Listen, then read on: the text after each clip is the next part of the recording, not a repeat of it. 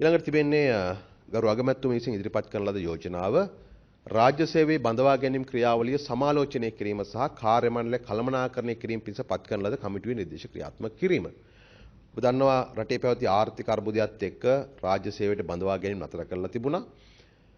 අපි ආණ්ඩුව ආවට පස්සේදී මේ රාජ්‍ය සේවයට බඳවා ගැනීම ක්‍රියාවලිය විධිමත් කිරීම සහ සමාලෝචනය කිරීම සඳහා කමිටුවක් පත් කළා. ඒ අගමැති ලේකම් වරයාගේ ප්‍රධානත්වයෙන් එම කමිටුව කළමනාකරණ සේවා මණ්ඩලයත් එක්ක සාකච්ඡා කරමින් විටින් විට මේ பந்தவா ගැනීම සම්බන්ධයෙන් அனைவருக்கும் வணக்கம். அமைச்சரவை நேற்று ஜனாதிபதி தலைமையிலே கூடியது. இதன் போது எடுக்கப்பட்ட முடிவுகளை அறிவிக்கின்ற ஊடகவியலாளர் மாநாடு சற்று முன்னர் அரசாங்க தகவல் திணைக்களத்திலே நடைபெற்றது. அமைச்சரவை ஊடக பேச்சாளரும் அதேபோன்று சுகாதாரம் மற்றும் வெகுசன ஊடகத்துறை அமைச்சருமாகிய டாக்டர் நலிந்த ஜெயதிச மற்றும் அரசாங்க தகவல் திணைக்களத்தினுடைய பணிப்பாளர் நாயகம் திரு ஹர்ஷ் பண்டார் ஆகியோரும் இந்த அமைச்சரவை முடிவுகளை அறிவிக்கின்ற ஊடகவியலாளர் மாநாட்டிலே இணைந்திருந்தார்கள்.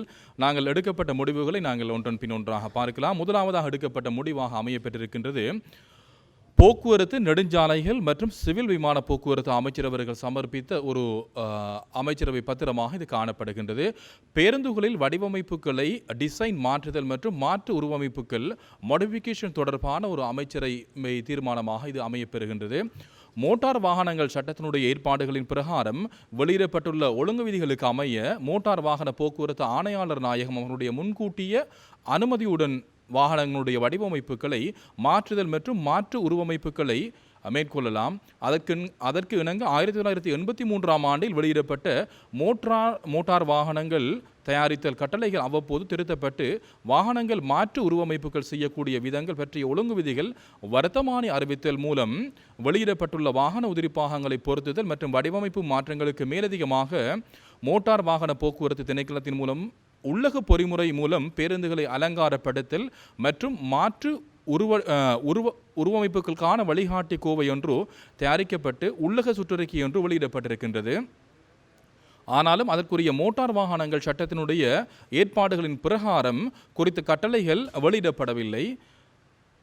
அதனால் அனைத்து நிலைமைகளையும் கருத்தில் கொண்டு பேருந்துகளுடைய அலங்காரங்கள் மற்றும் மாற்று உருவமைப்புகளால் பேருந்துகளில் பயணிக்கின்ற பயணிகளுடைய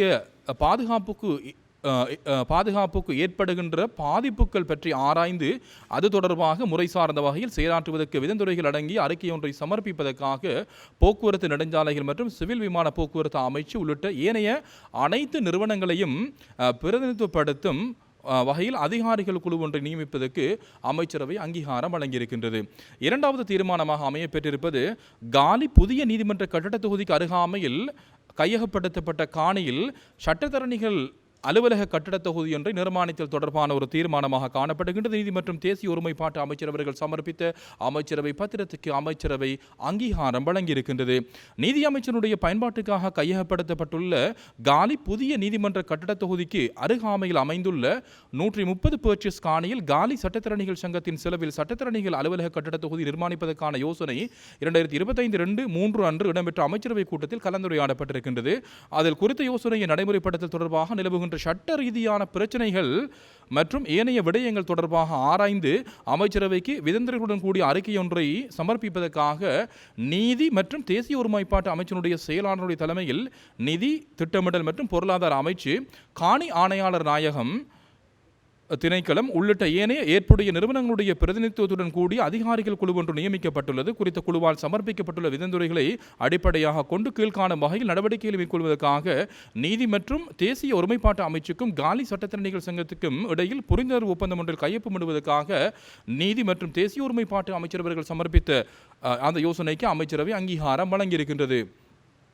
அதன் அடிப்படையில் காணி உரிமை அரசுக்கு இருக்குமாறு மேற்குறிப்பிடப்பட்ட 130 பர்ச்சேஸ் காணி துண்டில் காலி சட்டத்தரணிகள் சங்கத்தினுடைய நிதியத்தின் மூலம் சட்டத்தரணிகள் அலுவலக கட்டட தொகுதியை நிர்மாணித்தல் முதலாவது விடயமாகவும் அந்த சங்கத்தால் கட்டட நிர்மாணத்துக்காக மேற்கொள்ளப்படுகின்ற மொத்த முதலீட்டு தொகை வாடகையில் கழிவிடப்படுகின்ற வகையில் 30 வருடங்களுக்கு குறித்த கட்டட தொகையை பராமரித்து பயன்படுத்துவதற்காக அதன் உரித்தை காலி சட்டத்தரணிகள் சங்கத்துக்கு வழங்குதல், பொதுமக்களுக்கு சட்டவாளர் சேவைகள் வழங்குவதை தவிர வேறெந்த விதத்திலும் வணிக ரீதியான நடவடிக்கைகளுக்காக அதனை பயன்படுத்த முடியாது. 30 வருடங்களின் பின்னர் கட்டடத்தினுடைய உரித்து நீதி அமைச்சுக்கு ஒப்படைத்தல் மற்றும் தொடர்ந்தும் தேவையாயின் அரசு பிரதம விலை மதிப்பீட்டாளருடைய விலை மதிப்புக்கு அமைய காலி சட்டத்தரணிகள் சங்கத்துடன் புதிய புரிந்துணர்வு ஒப்பந்தத்தின் மூலம் குத்தகை அடிப்படையில் குறித்த கட்டடத்தை பயன்படுத்துவதற்கு வாய்ப்பு வழங்குதல் போன்ற விடயங்கள் அதன் உள்ளடக்கமாக காணப்படுகின்றது. மூன்றாவது தீர்மானம் சர்வதேச சூரிய மின்சக்தி கூட்டமைப்பு ISA ஆண்டுக்கான ஒத்துழைப்பு கட்டணத்தை செலுத்துதல் மற்றும் இலங்கை மற்றும் சர்வதேச சூரிய மின்சக்தி கூட்டமைப்புக்கும் இடையிலான நாடுகளுடைய பங்காண்மை பணிச்சட்டகத்தில் கையொப்பமிடல் தொடர்பான ஒரு அமைச்சரவை பத்திரமாக இது காணப்படுகின்றது. சூரிய மின்சக்தி பாவனையை ஊக்குவிக்கின்ற உறுப்பு நாடுகளை மேற்கொள்ளப்பட்டுள்ள படைமுறைகளுக்கு ஒத்துழைப்பு வழங்கும் நோக்கில் சர்வதேச சூரிய மின்சக்தி கூட்டமைப்பு தாபிக்கப்பட்டிருக்கின்றது. தற்போது இலங்கை உள்ளிட்ட 75 நாடுகள் அதனுடைய அங்கத்துவத்தை பெற்றிருக்கின்றன. 54 நாடுகள் பங்காண்மை பணிச்சட்டகத்தை ஏற்று அங்கீகரித்திருக்கின்றது. இலங்கைக்குரிய வகுதிக்கான தன்னார்வ ஒத்துழைப்பு கட்டணமாக வருடாந்தம் 25,000 அமெரிக்க டாலர்கள் செலுத்த வேண்டும். சூரிய மின்சக்தி துறையில் குறித்த சூரிய தொழில்நுட்ப உள்ளூடு வழங்கல் நிலையம் ஸ்டார் சி மூலம் இயலளவு விருத்தி, கொள்கை மேம்பாடு, நிதி வசதிகளுக்கான அணுகல், உலகளாவிய வலையமைப்பு, அறிவு பரிமாற்றம் போன்ற நன்மைகள் சர்வதேச சூரிய மின்சக்தி கூட்டமைப்பின் மூலம் அதன் உறுப்பு நாடாக இலங்கைக்கு பெற்றுக்கொள்ளக்கூடியதாக அமையப்பெறுகின்றது. அதற்கிணங்க வலுசக்தி அமைச்சரவர்கள் சமர்ப்பித்த கீழ்காணும் யோசனைகளுக்கு அமைச்சரவை அங்கீகாரம் வழங்கியிருக்கின்றது. முதலாவதாக அதில் காணப்படுகின்ற விடயம் 2024-25 நிதியாண்டு தொடக்கம் 25,000 அமெரிக்க டாலர்கள் வருடாந்த ஒத்துழைப்பு கட்டணமாக தொடர்ச்சியாக செலுத்துதல். இரண்டாவது விடயமாக இருப்பது இலங்கையில் தொழில்நுட்ப உள்ளிட்டு வழங்கல் நிலையம் ஸ்டார் சி நிலையத்தை அமைத்தல். மூன்றாவது விடயமாக அமைவது நாடுகளுக்கான பங்காண்மை பணிச்சட்டகத்தில் இலங்கையும் சர்வதேச மின்சக்தி கூட்டமைப்பும் கையொப்பமிடல் ஆகியன இதனுடைய உள்ளடக்கங்களாக காணப்படுகின்றது. நான்காவது தீர்மானமாக அமையப்பெற்றிருப்பது 1990 ஆண்டு 46 இலக்க கைத்தொழில் மேம்பாட்டு சட்டத்தை திருத்தம் செய்தல் தொடர்பான ஒரு விடயமாக இருக்கின்றது. கைத்தொழில் துறையில் தொழில்நுட்பம், வணிகம், திறன் மற்றும் சுற்றாடல் ஆகிய துறைகளுக்குரிய காலத்துடன் தழுவிய தேவைகளை பூர்த்தி செய்யக்கூடிய வகையில் கைத்தொழில் கொள்கையை வகுப்பதற்காக தற்போது காணப்படுகின்ற 1990 ஆண்டு 46 இலக்க கைத்தொழில் மேம்பாட்டு சட்டத்தினுடைய ஏற்பாடுகள் போதுமானதாக இல்லை என்பது கண்டறியப்பட்டிருக்கின்றது. அதனால் குறித்த சட்டத்தை திருத்தம் செய்வதற்காக 2021-3/8 அன்று இடம்பெற்ற அமைச்சரவை கூட்டத்தில் அங்கீகாரம் வழங்கப்பட்டிருக்கின்றது. சட்டவரைஞரால் குறித்த சட்ட திருத்தங்களுக்கான நடவடிக்கை மேற்கொள்ளப்பட்டு வருவதுடன் சட்ட திருத்த பணிகளுக்காக சமகால அமைச்சரவையினுடைய கொள்கை ரீதியான உடன்பாடு பெற்றுக்கொள்ளப்பட வேண்டும் என சட்டவரைஞர் சுட்டிக்காட்டியிருக்கின்றார். அதற்கமைய கைத்தொழில் மற்றும் தொழில் முயற்சிகள் அபிவிருத்தி அமைச்சர் அவர்கள் சமர்ப்பித்துள்ள யோசனையை கருத்தில் கொண்டு குறித்த சட்ட மூலத்தை தயாரிப்பதற்கான பணிகளை துரிதப்படுத்தி பூர்த்தி செய்வதற்காக அமைச்சரவை அங்கீகாரம் வழங்கியிருக்கின்றது. ஐந்தாவது விடயமாக இருப்பது 1957 ஆண்டினுடைய 51 இலக்க தேயிலை கட்டுப்பாட்டு சட்டத்தை திருத்தம் செய்தல் தொடர்பான விடயமாக இருக்கின்றது. அந்த விடயத்தை பார்க்கின்ற சந்தர்ப்பத்தில் 1957 ஆண்டினுடைய 51 இலக்க தேயிலை கட்டுப்பாட்டு சட்டத்துக்கு கீழ்காணும் விடயங்களை உள்ளடக்கி திருத்தங்களை மேற்கொள்வதற்காக 2021 முதலாம் மாதம் 11 அன்று இடம்பெற்ற அமைச்சரவை கூட்டத்தில் அங்கீகாரம் வழங்கப்பட்டிருக்கின்றது. தேயிலை தொழிற்சாலைகளில் உற்பத்தி பணிகளை வகைப்படுத்தி பின்னர் வெளியகற்றப்படும் தேயிலைக்கான மீள் செயலாக்க தேயிலை, அதாவது ரிக்ளைமபிலிட்டி எனும் பொருள்களோடு அறிமுகப்படுத்தல், மீள் செயலாக்க தேயிலையை தொடர்ந்து இறுதியான தேயிலை வடிகட்டலின் பின்னர் எஞ்சுகின்ற பகுதி நிராகரிக்கப்பட்ட தேயிலை ரெஃப்யூஸ் டீ என பெயரிடுவதுடன் தேயிலை செயலாக்கத்தில் ஈடுபடுபவர்களை பதிவு செய்தல், அவர்களுக்கு அனுமதி பத்திரம் வழங்கல் மற்றும் நிர்வகித்தல் உள்ளிட்ட அவருடைய செயற்பாடுகளின் தொடர்புடைய சட்ட ஏற்பாடுகளை உள்வாங்கல் போன்ற விடயங்கள் இதனுள்ளே உள்வாங்கப்பட்டதாக காணப்படுகின்றது. சட்டவரைஞரால் தற்போது குறித்த சட்டத்திருத்த பணிகள் மேற்கொள்ளப்பட்டு வருவதுடன் அதற்காக சமகால அமைச்சரவையினுடைய கொள்கை ரீதியான உடன்பாடு பெற்றுக்கொள்ள வேண்டிய தேவை சுட்டிக்காட்டப்பட்டிருக்கின்றது.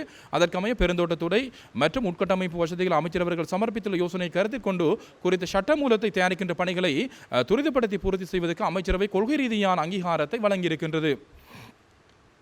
ஆறாவது தீர்மானமாக அமையப்பட்டிருப்பது அரசு சேவையில் ஆட்சேர்ப்பு செயல்முறையை மீளாய்வு செய்தல் மற்றும் பணிக்குழாமினரை முகாமைத்துவம் செய்வதற்காக நியமிக்கப்பட்டுள்ள குழுவினுடைய விதந்துரைகளை நடைமுறைப்படுத்தல் தொடர்பான ஒரு தீர்மானமாக காணப்படுகின்றது. அரசு சேவையில் ஆட்சேர்ப்பு செயல்முறையை மீளாய்வு செய்து தேவைகள், முன்னுரிமைகள் மற்றும் நேர அட்டவணையை அடையாளம் கண்டு அது தொடர்பாக தேவையின் அடிப்படையில் கட்டாயமாக ஆட்சேர்ப்பு செய்ய வேண்டிய அளவை அடையாளம் கண்டு அதற்கமைய தேவையான நடவடிக்கை மேற்கொள்வதற்காக பிரதமருடைய செயலாளர் தலைமையில் அதிகாரிகள் குழு ஒன்றை நியமிப்பதற்காக 2024 12 மாதம் 30 அன்று இடம்பெற்ற அமைச்சரவை கூட்டத்தில் அங்கீகாரம் வழங்கப்பட்டிருக்கின்றது. குறித்த குழுவுக்கு அந்தந்த அமைச்சுக்களால் அவற்றின் கீழ் காணப்படுகின்ற திணைக்களங்கள் மற்றும் ஏனைய நிறுவனங்களில் காணப்படுகின்ற பதவி வெற்றிடங்களை பூரணப்படுத்துவதற்காக சமர்ப்பிக்கப்பட்டுள்ள வேண்டுகோள்களை கருத்தில் பட்ஜெட் கொண்டு குழுவால் சமர்ப்பிக்கப்பட்டுள்ள கீழ்காணும் ஆட்சேர்ப்புகளை மேற்கொள்வதற்காக அந்தந்த அமைச்சுக்கள் மற்றும் நிறுவனங்களுக்கு அங்கீகாரம் வழங்குவதற்கு கௌரவ பிரதமர் அவர்கள் சமர்ப்பித்துள்ள யோசனைக்கு அமைச்சரவை அங்கீகாரம் வழங்கியிருக்கின்றது. அந்த அடிப்படையில் போக்குவரத்து நெடுஞ்சாலைகள், துறைமுகங்கள் மற்றும் சிவில் விமான சேவைகள் அமைச்சுக்கு 909 வெற்றிடங்களும், மகளிர் மற்றும் சிறுவர் விவகார அமைச்சுக்கு 109 வெற்றிடங்களும், சுற்றாடல் அமைச்சுக்கு 144 வெற்றிடங்களும், பொதுமக்கள் பாதுகாப்பு மற்றும் பாராளுமன்ற விவகார அமைச்சுக்கு 2500 வெற்றிடங்களும், கல்வி, உயர்கல்வி மற்றும் தொழிற்கல்வி அமைச்சுக்கு 22 வெற்றிடங்களும், விஞ்ஞான மற்றும் தொழில்நுட்ப அமைச்சுக்கு 3 வெற்றிடங்களும், நிதி திட்டமிடல் மற்றும் பொருளாதார அபிவிருத்தி அமைச்சுக்கு 185 வெற்றிடங்களும், கடற்றொழில் நீரியல் மற்றும் கடல் வளங்கள் அமைச்சுக்கு 20 வெற்றிடங்களும், பொது நிர்வாக மாகாண சபைகள் மற்றும் உள்ளூராட்சி அமைச்சுக்கு 1615 வெற்றிடங்களும், மத்திய மாகாண சபைக்கு 72 வெற்றிடங்களும், ஊவா மாகாண சபைக்கு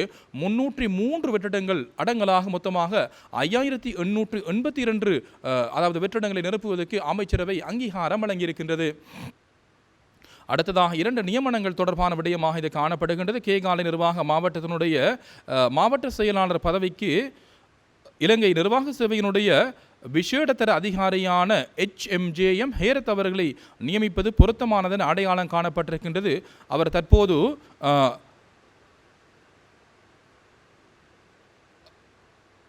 தற்போது இலங்கை இலங்கை நிர்வாக சேவையினுடைய விசேட தர அதிகாரியாக செயற்பட்டு வருகின்றார் என்ற விடயம் இந்த இடத்திலே குறிப்பிடத்தக்கது. பொது நிர்வாக மாகாண சபைகள் மற்றும் உள்ளூராட்சி அமைச்சனுடைய மேலதிக செயலாளராக தற்போது அவர் கடமையாற்றி வருகின்றார்.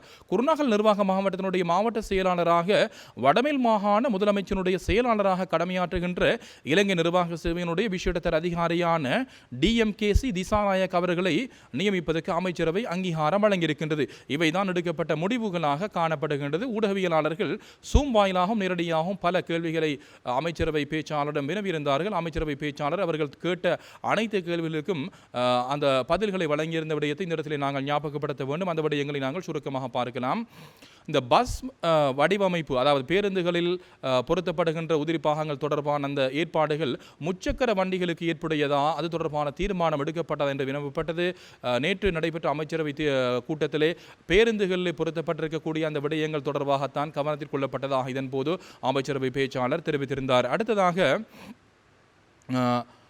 இன்னும் விடயமாக குறிப்பிடப்பட்டது தேயிலை கட்டுப்பாட்டு சட்டம் தொடர்பாக தண்டப்பணம் தொடர்பான அந்த விடயங்கள் எவ்வாறு, அது தொடர்பான தீர்மானம் ஏதாவது எடுக்கப்பட்டதா, அந்த விடயங்கள் தொடர்பாக இதன்போது ஒரு ஊடகவியலாளர் கேள்விகளை தொடுத்திருந்தார். தேயிலை தொழிலாளர்களுடைய சம்பளம் மற்றும் தோட்ட உரிமை, தோட்ட நிர்வாகத்தினுடைய செயற்பாடு, அதே போன்று தோட்ட தொழிலாளர்களுடைய கல்வி, அந்த பிள்ளைகளுடைய கல்வி, சுகாதாரம் போன்ற விடயங்கள் தொடர்பாக அரசாங்கம் கவனம் செலுத்தி இருக்கின்றது. குறிப்பாக தோட்ட வைத்தியசாலைகளுடைய பிரச்சனைகள் தொடர்பாகவும் அரசாங்கம் கவனம் செலுத்தி வருகின்றது. குறிப்பாக அது தொடர்பில் ஆக்கப்பூர்வமான செயற்பாடுகள் முன்னெடுக்கப்பட உள்ளதாகவும் இதன்போது குறிப்பிடப்பட்டது. பட்டலந்த ஆணைக்குழு அறிக்கை தொடர்பாக பல ஊடகவியலாளர்கள் இதன்போது கேள்விகளை தொடுத்திருந்தார்கள். சுருக்கமாக அந்த விடயத்தை சொல்ல போனால், குறிப்பாக அந்த அறிக்கை பாராளுமன்றத்துக்கு சமர்ப்பிக்கப்பட இருக்கின்றது. குறிப்பாக அந்த அறிக்கை குறிப்பாக பாராளுமன்றத்திலே சமர்ப்பிக்கப்பட்டதன் பின்னர் அது தொடர்பான விடயங்கள், குறிப்பாக சட்டமா அதிபர் திணைக்களத்தினுடைய அந்த விடயங்கள் உள்வாங்கப்பட்டு அந்த விடயம் தொடர்பாக அவதானம் செலுத்தப்பட உள்ளதாக இதன்போது அமைச்சரவை பேச்சாளர் தெரிவித்திருந்தார். குறிப்பாக ஒரு வார காலத்துக்குள் அது பாராளுமன்றத்துக்கு சமர்ப்பிக்கப்படும் என்றும் இதன்போது அமைச்சரவை பேச்சாளர் தெரிவித்திருந்தார். அடுத்ததாக பாராளுமன்றத்திலே குறிப்பாக பாராளுமன்றத்தில் இருக்கக்கூடிய எதிர்க்கட்சி உறுப்பினர்கள் குறிப்பாக சில செயற்பாடுகளுக்கு முன்வந்து செயற்படுகின்ற செயற்பாடுகள் தொடர்பாக இதன்போது வினவப்பட்டது. பாராளுமன்றம் என்பது ஆளும் கட்சி, எதிர்க்கட்சி ஆகிய உறுப்பினர்களை கொண்டதாக காணப்படுகின்றது. எனவே அவர்களுக்கும் அந்த வகிபாகம் இருக்கின்றது. எனவே பாராளுமன்றத்தைச் சேர்ந்த எதிர்க்கட்சி உறுப்பினர்கள் குறிப்பாக பல்வேறு வகையான அதாவது குழுக்களில் இருக்கின்றார்கள். அந்த வாய்ப்பு அவர்களுக்கு வழங்கப்பட்டிருக்கின்றது. நாட்டினுடைய நலன், அதே போன்று பொதுமக்களுடைய நலன் கருதி அந்த விடயங்கள் அவ்வாறு மேற்கொள்ளப்படுவதாகவும் அதற்கு எந்த விதமான இடர்பாடுகளும் காணப்படவில்லை என்ற அடிப்படையிலே இதன்போது குறிப்பாக அமைச்சரவை பேச்சாளர் இதன்போது தெரிவித்திருந்தார். அடுத்ததாக குறிப்பாக இந்த பல்வேறு கொலைகள் தொடர்பாக இதன்போது வினவப்பட்டது. மித்தனியா அழுத்கடை போன்ற கொலை சம்பவங்கள் தொடர்பாக இதன்போது வினவப்பட்டது. அதனுடைய விடயங்களை அமைச்சரவை பேச்சாளர் தெரிவித்திருந்தார். குறிப்பாக மித்தனிய கொலை தொடர்பிலே 6 பேர் கைது செய்யப்பட்டிருக்கின்றார்கள். அதேபோன்று கடை தொடர்பாக அந்த துப்பாக்கிச் சூட்டு சம்பவம் தொடர்பிலே 10 பேர் கைது செய்யப்பட்டுள்ளதாக இதன்போது அமைச்சரவை பேச்சாளர் தெரிவித்திருந்தார். உளவு பிரிவு தகவல் தொடர்பாக இதன்போது வினவப்பட்டது. குறிப்பாக முன்னாள் போலீஸ் மா அதிபர் தேசபந்து தென்னகோன் அவர்கள் இன்னும் கைது செய்யப்படாத விடயம் தொடர்பாக இதன்போது பல ஊடகவியலாளர்கள் கேள்விகளை வினவியிருந்தார்கள். அமைச்சரவை பேச்சாளர் குறிப்பிட்ட விடயம் போலீஸ் விசாரணை குழுக்கள் பல ஈடுபடுத்தப்பட்டிருக்கின்றது.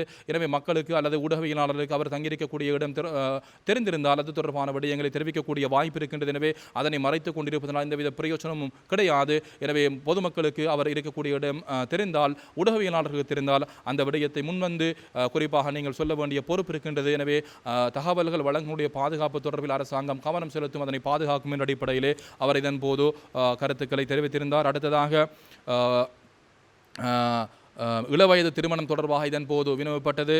இளவயது வெளிநாடு செல்லல் தொடர்பான விடயம் இதன் போது வினவப்பட்டது. சட்ட ஏற்பாடுகள் காணப்படுகின்றது. குறிப்பாக சிறுவர் பாதுகாப்பு அதிகார சபை அந்த விடயங்கள் தொடர்பாக அவதானம் செலுத்தி வருகின்றது. எனவே இது ஒரு சட்டவிரோத மனித கடத்தல் தொடர்பாக ஒருபோதும் அனுமதிக்க முடியாது என்று இதன் போது குறிப்பிடப்பட்டது. அடுத்ததாக இன்னும் ஒரு முக்கியமான விடயமாக இதன்போது வினவப்பட்ட விடயம் ஈஸ்டர் தாக்குதல் தொடர்பாக இதன்போது குறிப்பாக வினவப்பட்டது. குறிப்பாக உளவு பிரிவை பலப்படுத்த வேண்டிய தேவைப்பாடு காணப்படுகின்றது. பாதுகாப்புத்துறைக்கு அதிகமான நிதி ஒதுக்கீடு செய்யப்படவில்லை. குறிப்பாக நவீன தொழில்நுட்பங்களை பயன்படுத்தி பாதுகாப்பு செயற்பாட்டை பலப்படுத்த வேண்டிய தேவைப்பாடு காணப்படுவதாக இதன்போது குறிப்பிடப்பட்டது. குறிப்பாக தேசிய பாதுகாப்புக்கு வரக்கூடிய அச்சுறுத்தல் தொடர்பாக நாங்கள் கவனம் செலுத்த வேண்டும் என்ற அடிப்படையில் இதன்போது அமைச்சரவை பேச்சாளர் இதன்போது தெரிவித்திருந்தார். அமைச்சர்கள் அதேபோன்று பிரதி அமைச்சர்கள் ஒருபோதும் போலீசாருக்கு அழுத்தம் தங்களுடைய சொந்த தேவைகளின் அடிப்படையில் அழுத்தம் பிரயோகிப்பது கிடையாது என்றும் இதன் போது வினவப்பட்டது. அதாவது அதானி ப்ராஜெக்ட் தொடர்பாக என்ன நிலைப்பாடு என்றும் இதன் போது வினவப்பட்டது. அரசாங்கம் குறிப்பாக மக்களுடைய நலன் கருதி தான் அந்த விடயங்களை செயற்படுத்துவதாக இதன் போது குறிப்பிடப்பட்டது. குறிப்பாக ஏற்கனவே கலந்துரையாடப்பட்ட காற்றாலை வேலை திட்டம் தொடர்பிலே குறிப்பாக அந்த கட்டண சீர்திருத்தம் கூடியதாக சீர்திருத்தத்துக்கு உடன்படாததான் அதானி குழுமம் அதிலிருந்து விலகி இருந்ததாக இதன்போது குறிப்பிடப்பட்டது. மருந்துகள் தொடர்பாக இதன்போது விநியோகிக்கப்பட்டது. அரசாங்கம் குறிப்பாக 862 மருந்துகளுக்கு ஒரு சூத்திரம் ஒன்றை அறிமுகப்படுத்தப்பட இருக்கின்றது. நியாயமான முறையிலே மக்களுக்கு அந்த மருந்துகளை வழங்குகின்ற அடிப்படையிலே தான் அந்த விடயங்கள் கவனத்தில் கொள்ளப்பட உள்ளதாக இதன்போது வினவப்பட்டது. கல்விக்கு 617 பில்லியன் ரூபாய்கள் ஒதுக்கப்பட்டிருக்கின்றது. அதேபோன்று சுகாதாரத்துறைக்கு 604 பில்லியன் ரூபாய்கள் ஒதுக்கப்பட்டிருக்கின்றது. நாட்டினுடைய வருமானத்தை அடிப்படையாக கொண்டுதான் அந்த விடயங்கள் தீர்மானிக்கப்படுகின்றது. கடந்த எதிர்வருகின்ற 8 மாதத்துக்குள் இவற்றை நாங்கள் செலவு செய்ய வேண்டிய பொறுப்பு காணப்படுகின்றது. எனவே அந்த விடயங்கள் தொடர்பாக அரசாங்கம் ஆக்கப்பூர்வமான செயற்பாடுகளை மேற்கொண்டு வருவதாக இதன்போது குறிப்பிடப்பட்டது. இறுதியாக தேசிய ஊடக கொள்கை தொடர்பாக இதன்போது ஊடகவியலாளர்கள் கருத்துக்களை வினவியிருந்தார்கள். ஜூன் மாத நடுப்பகுதியில் அது வெளிக்கொணரப்பட இருக்கின்றது. குறிப்பாக ஊடகவியலாளர்கள் தங்களுடைய கருத்துக்களை இதன்போது முன்மொழிவுகள் இருந்தால் முன்வைக்கக்கூடிய வாய்ப்பு இருக்கின்றது. உங்களுடைய கருத்துக்களை அடிப்படையாக கொண்டுதான் அது கட்டியெழுப்பப்பட இருப்பதாக இதன்போது அமைச்சரவை பேச்சாளர் தெரிவித்திருந்தார். இவைதான் ஊடகவியலாளர்கள் கேட்ட கேள்விகளுக்கான சுருக்கமான பதில்களாக காணப்படுகின்றது. மீண்டும் ஊடகவியலாளர் சந்திப்பில், அதாவது அமைச்சரவை முடிவுகளை அறிவிக்கின்ற ஊடகவியலாளர் சந்திப்பில் உங்கள் அனைவரையும் சந்திக்கும் வரை விடைபெற்றுக் கொள்கின்றோம். நன்றி, வணக்கம்.